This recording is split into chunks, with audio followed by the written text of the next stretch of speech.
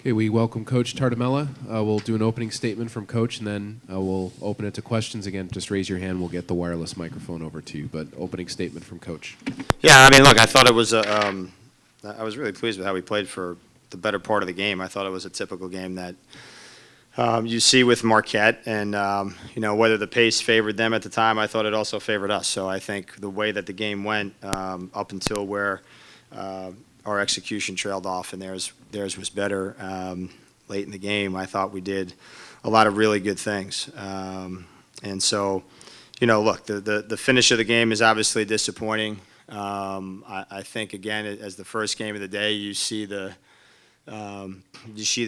strength of the league, up and down, and how close the teams are, and how strong the teams are. And so I hope that today's game proved that again to those that have to see it when they look at the postseason stuff. And I think all year our league has fought, and obviously Marquette's been one of those guys just like we have. So, but yeah, I mean, I was pleased with the way that we played, the toughness that we had, a very different feel to this game. And the stakes are high, but it's a great moment for our team to be in this position and see how we react. So I thought we really came in and started the game beautifully, although it felt like we played for like 10 minutes straight in the first quarter, without a break. So I think both teams were a little gassed early, but I was pleased how we did getting into half. I mean, but just didn't finish.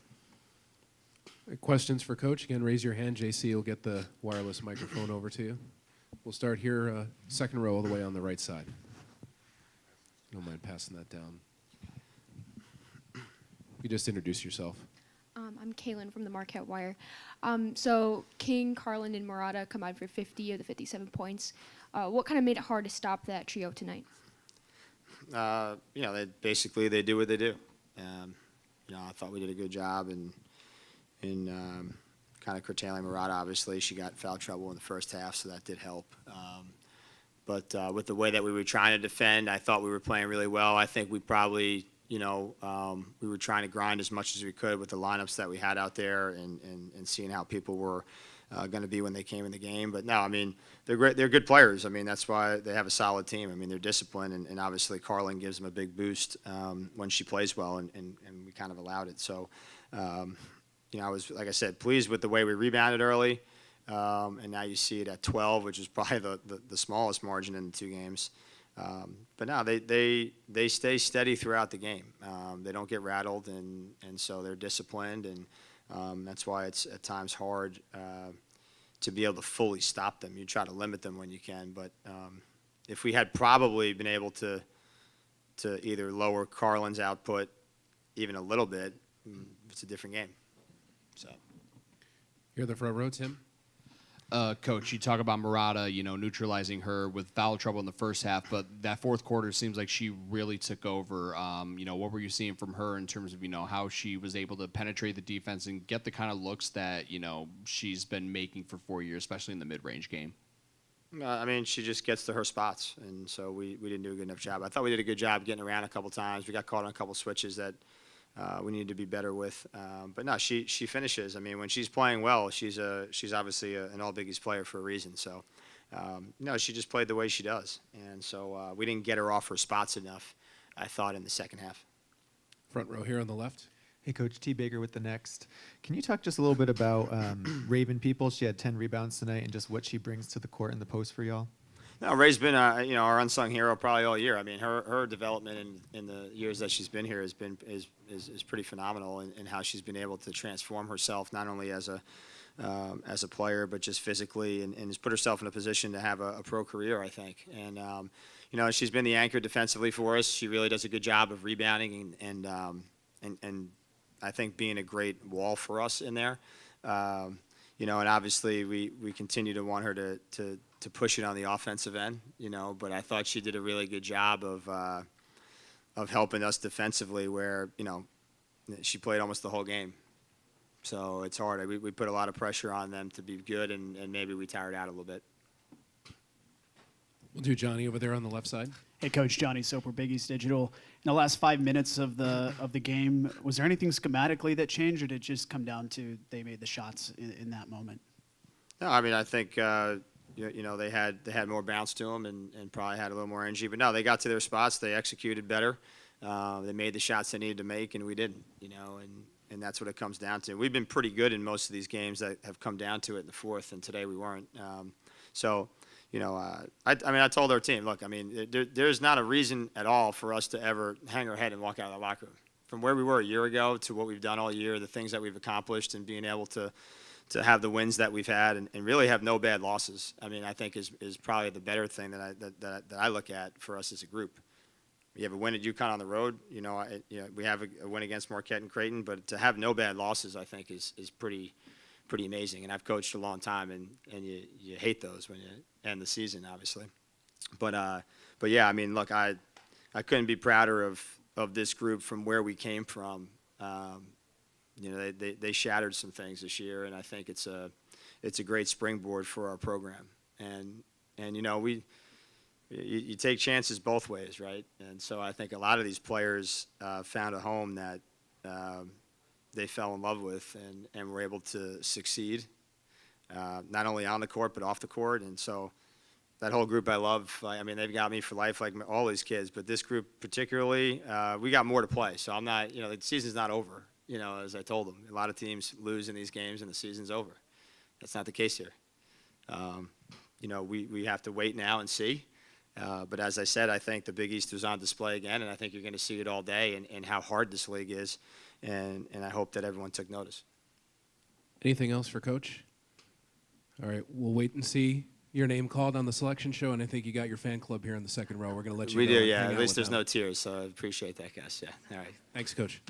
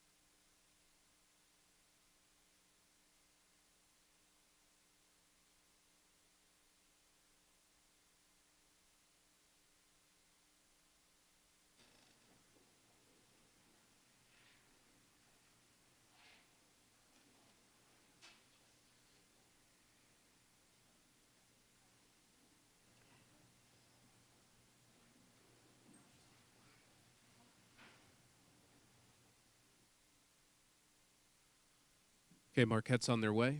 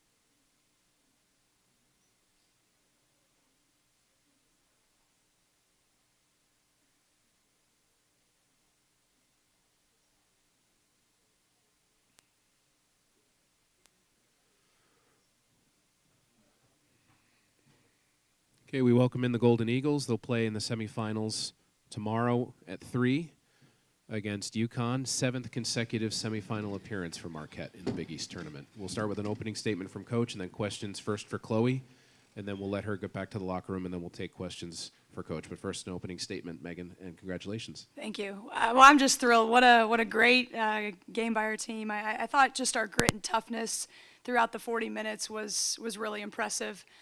That fourth quarter, our defensive effort really changed the trajectory of the game. You know, when you play a team for the third time, you know, you're trying some new things. It's kind of that rubber match. Nothing always looks pretty.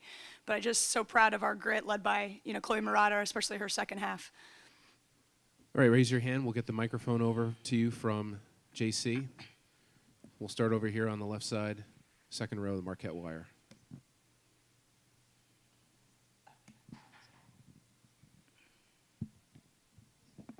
Chloe. So 14 points, 8 rebounds in that second half. What was kind of your mentality going into those final moments of the game? Yeah, I mean, I knew it was going to take a lot of rebounding ability, and Coach talked about it. We were only up by 2 in the first half on the boards, and so making sure that was a priority coming in. We had to box out. Those bigs are very, very good rebounders, and so for Liza and I to do that in the second half was really important. We'll go Tim here in the front row. Remember, raise your hand if you have a question. So Chloe, obviously, fourth quarter crunch time, the experienced players, that's where they thrive most. I mean, what was working for you, especially in the mid-range game where it seems like you just couldn't miss in that area of the court? Yeah, I mean, Jordan King did a really good job off her reads, I think, and she just found me in easy opportunities, whether that's, like you said, in the mid-range, and then I just got to be confident to knock it down. Staying steady throughout the entire thing is really important as well. Calm, collected, just shoot the ball when you got it and go back and play some good defense. Anything else for Chloe? All right, Chloe, we'll let you get back to the locker room. Okay, thank you guys. We'll reset here and take questions for Coach. Okay, once again, raise your hand if you've got a question for Coach. We'll get the microphone over to you.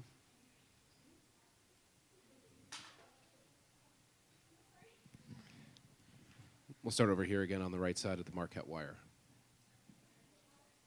Hope your phone's okay. Yeah, it's all right. Hey, Coach. So Carlin, King, and Marotta combined for 50 points in today's matchup. How have they led this team in this game and throughout the entire season? Yeah, they've been our big 3, and obviously we lost Liza right after Christmas with an injury for a while, and I thought it took her a little bit of time to get back going and just her legs under her and her confidence back. As much as we talk about Chloe's second half and her fourth quarter and her timely shots as a senior, I thought Liza throughout the course of the game was a steady anchor for us, very efficient. St. John's was switching a lot of our, really all of our screening actions, so we knew there were going to be some mismatches. I thought she did a really good job of finding some deep position and just kind of keeping us in offensively when it was a struggle at times for both sides to score. Just really like the way she's playing and the way her confidence continues to grow. And that's what we lost a little bit when she was out, just that steady presence and kind of buddy system with Chloe out there. We'll go front row here all the way on the left, and then we'll go to Tim. Hey, Coach T. Baker with the Next. Good to see you. Hi. I wonder if you could talk a little bit about, it's a bit of an emotional game out there, a lot of intensity. Can you talk about what Jordan and Chloe bring to your team in terms of intangibles and leadership? Yeah, I mean, I'll start with Jordan. I think, she's been our starting point guard since the day she walked on campus, so that's a lot of minutes, that's a lot of experience, and probably her greatest strength across the totality of her career has been her steadiness. You look at a stat sheet, yes, she can score, she can play make, but the way she really doesn't have a bad day. And I think that old saying, your best player, your head coach, your point guard can't have a bad day. She fits all of that because she takes my role sometimes. So that's how good she is. So she's been just a steady presence, very confident about herself. And then Chloe, one of the most improved players in the country, really, the way her statistically she has improved. And I thought Chloe was always that kind of bulldozer, fill a stat sheet, and now she's settled into a go-to player role, which has been really cool to watch and watch her grow and take advantage of every opportunity she has here, especially in March. Tim, front row. Coach, it was, really neck and neck throughout the entire game, but what do you think was the big X factor or two that led to your team getting the separation they needed to pull away and win the game? I mean, to hold them to 6 points in the fourth quarter, I thought our defensive intensity turned up. I thought we blew up a lot of their really good sets they run. We did an awesome job on Everett, just not letting her get easy threes or easy pull-ups. Rose Nakumu was tremendous, and then we did enough switching to kind of keep her off balance. Bailey is another talented one that if you lose sight of her or she gets going downhill, she's hard to stop. So I thought just the way we looked a little tired in that third quarter, and then how it changed in the fourth quarter of just their tenacity, their fight, their slapping the ground, trying to get our little crowd up involved, which was cool. So just that energy fed off of one another, and that's been our staple all year. So it's really good to see it when it matters the most. We'll go second row right behind Tim, and then we'll go right behind that in the third row. Hi, Lila Bromberg with the Hartford Current.